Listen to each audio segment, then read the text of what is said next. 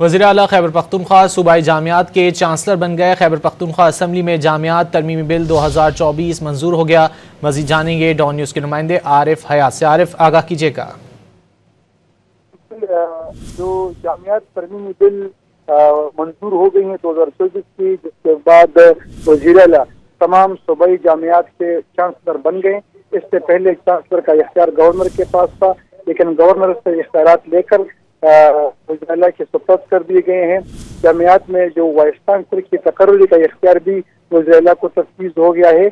اس حوالے سے ہوگی جو نام تجویز کرے گی، 3 نام تجویز کرے گی، جس میں سے ایک کو وائس چانسلر تعینات کیا جائے گا۔ اسی بل کے تحت وائس چانسلر کی جو مدت ملازمت ہے تو وہ 4 سال مقرر کر دیا گیا، اور غیر تسلی بخش کارکردگی دکھانے پر ان کا دوران بھی کیا جا سکتا ہے۔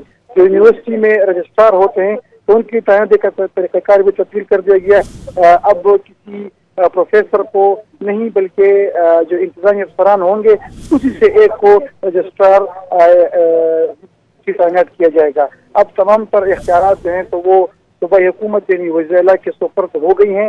وزیر اعلیٰ صوبے میں تمام جامعات کے وائس چانسلر بن گئے ہیں اس ترمیمی بل کے بعد۔ جی بہت شکریہ عارف حیات ان تفصیلات کے لیے۔